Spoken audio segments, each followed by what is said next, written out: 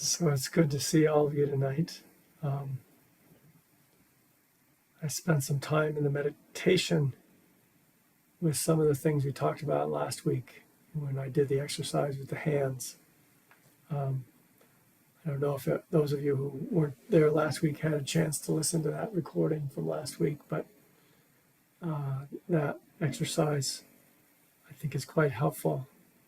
And we did it a little bit in this meditation today where I invite you to let the sense of form that the mind kind of imposes on the experience to fall away, relax away, really. It's not something you can do with too much effort. It actually is something you just kind of let relax out of the way. And that can be frustrating if you're one of those people like myself that like to be able to just make things happen. This sort of stuff doesn't really happen that way. It happens by relaxing.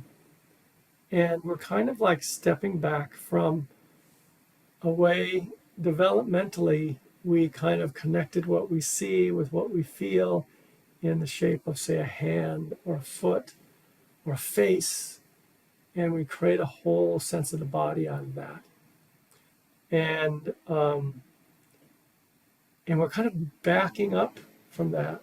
We're going backwards in terms of that steps and letting that go back to really a more basic level of perception where we're not imposing the visual shape on what we're actually feeling. It's kind of fun sometimes to do that with the face. We spend so much time looking in the mirror, so much time, even this Zoom lets you look at yourself when you talk. It's kind of seductive. But, to really be in the face as the face, not as it's seen, is, I think it's a powerful thing. It deconditions something inside of us. And so I notice a number of things that happens when we do this, when I do this, I should say. I notice, for one, that things seem less solid. Like what I consider to be a pressure, I go right into it. It sort of just feels like vibration. And when I try to find the actual sensations there, it's a little difficult to do. I'm doing it right now with my fingertips together on my lap, kind of letting the mind go in there. And it really turns into mostly space. And so whatever that vibrating thing is, that is the pressure, that creates this sense of form. And interestingly, there's only really one sensation with two fingers touched together. There's not two sensations. Where our mind says that there's two fingers feeling it, it's actually just one sensation that's created in the mind.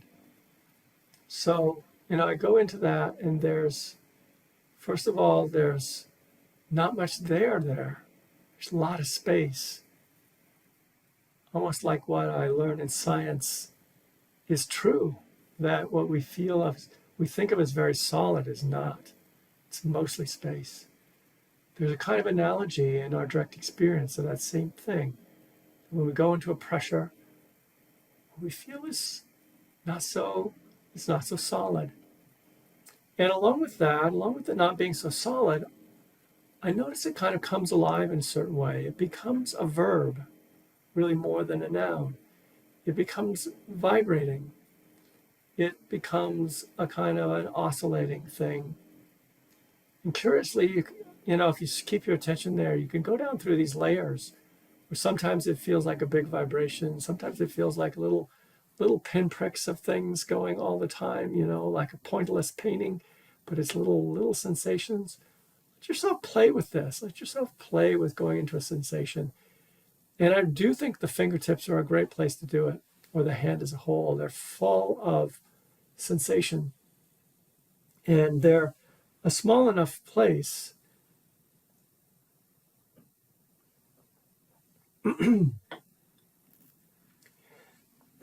excuse me,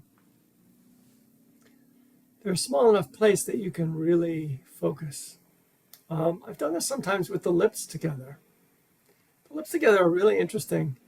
I didn't really know it until I started feeling the face in this way. That like muscles are moving all the time. There's this sort of contracting going on all the time in your muscles. Actually let your attention sink deeply into them. And you may not have access to this immediately. You kind of have to build the neural pathways a bit. You kind of have to let yourself hang out there for a while and let the sensation emerge. So spaciousness and aliveness and what seems like a thing becomes more and more like a verb, more and more like vibrating, pressuring, if I can make it a verb, a gerund. Pulsing.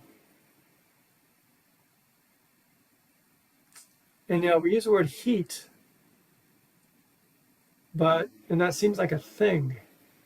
But in the direct experience of it, again, I have my hands together. I'm feeling this as I'm talking. There's warmth. I go right into the warmth. There is a way it ceases to be a thing. It has a kind of flow or radiance to it. As if it's moving. It's at least has that in the experience of it. There's something more fluid about heat.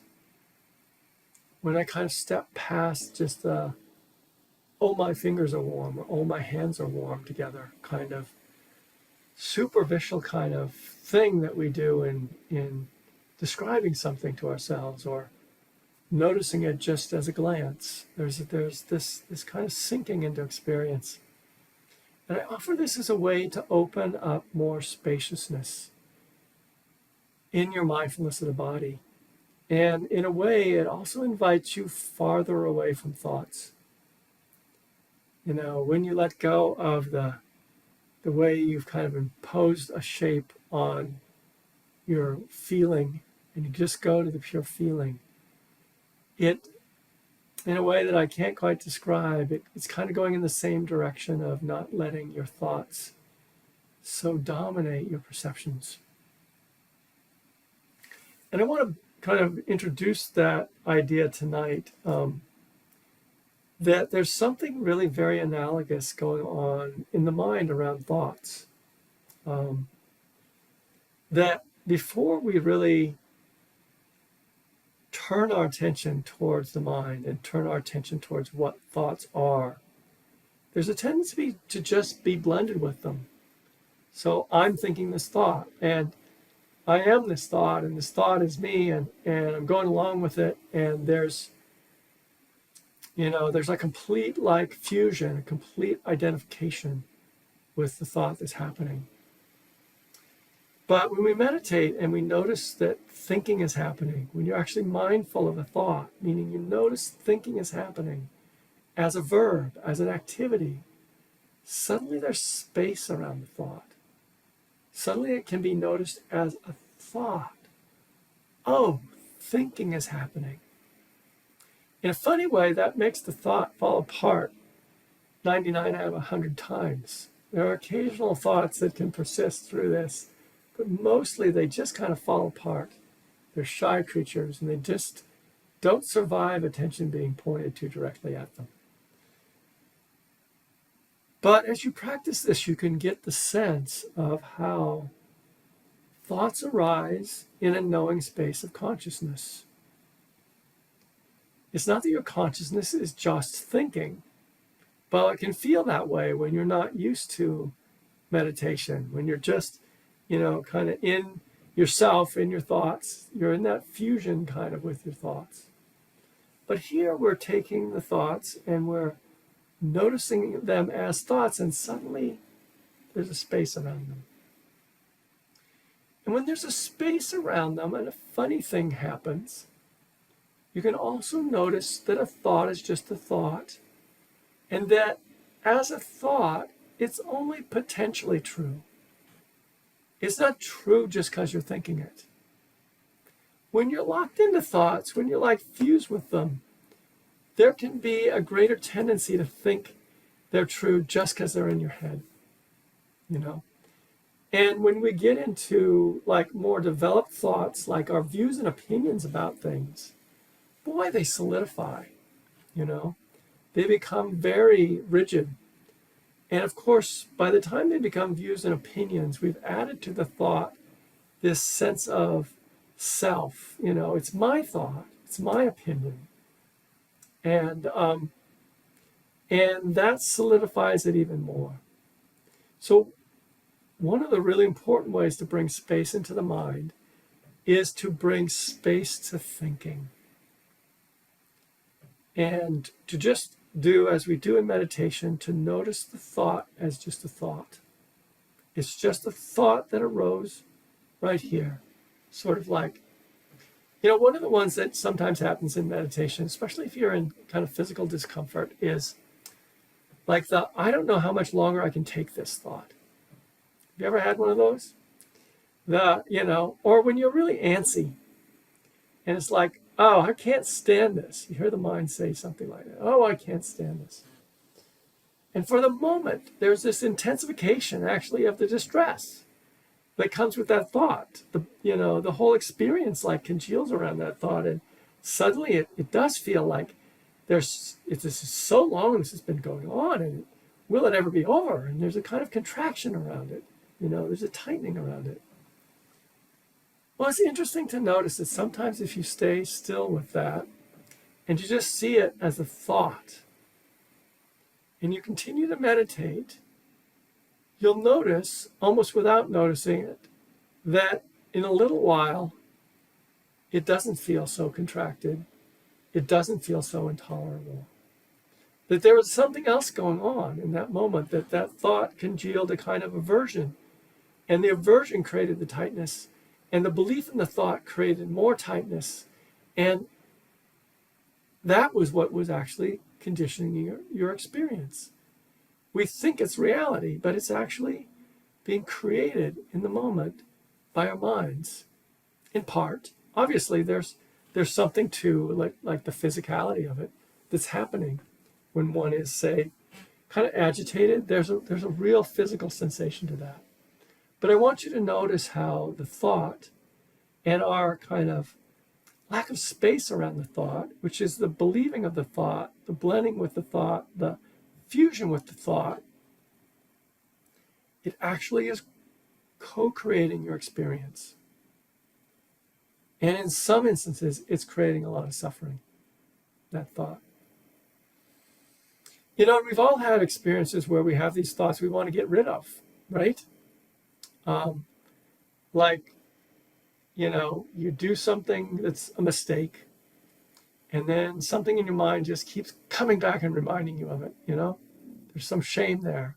And it just keeps circling back. And maybe something in you wants to push it away, and it keeps coming back, thought keeps coming back. So there's that kind of thing that happens with thought as well, is that we can turn against our thoughts, see them as thoughts, turn against them as thoughts. And curiously, in that moment, what's usually not being seen is the aversion that you're creating to the thought and to the shame that's maybe behind the thought. You're kind of creating this. So we open up the space to see what's actually happening. There's a thought, a memory perhaps, with some shame attached to it. And there's something else that would just like it to go away, just turned against it. So you kind of peel off the layers. You notice, oh, aversion. There's aversion in the mind. Oh, there's this memory with a lot of shame to it. And you let yourself actually just be in the moment with the feeling. What is the feeling in the body? Can you stay with it? Can you stay with it as just a feeling, that kind of burning that goes with something it's very useful to be open to burning in that way, burning with shame. Otherwise, it tends to control you more, and we can become intolerant of it, and our shame is barely felt, and we're into thinking, we're into anger, we're into all sorts of other things. So just that moment of feeling that you come back to as you kind of create some space around the thoughts and space around the states. So kind of getting a little ahead of myself here because this is a little more about working with mind states. And so I want to back up to where I intended to stay tonight, which is mostly just with the thoughts, mostly with actually being able to see thoughts as thoughts. I kind of challenge you, the next time you're in a kind of an inner rant.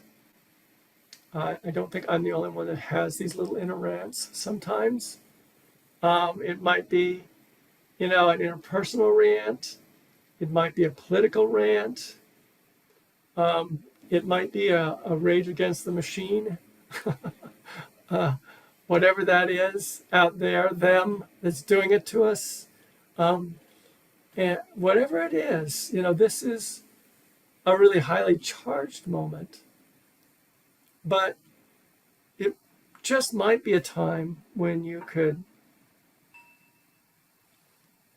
sort of like the bell, remember to be mindful and just start to watch the parade of thoughts. You might not be able to actually loosen the immediate grip it has on you, but take it on as just an experiment of what would it be like to just notice the thoughts that keep arising without any investment in stopping it, without any investment of it changing, to just watch, this energy inside you that wants to about something, and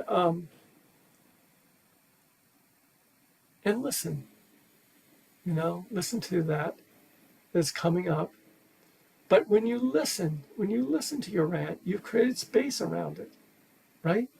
You've created presence around it. It's not just you ranting anymore. It's not just, say, you going into a space of fear anymore.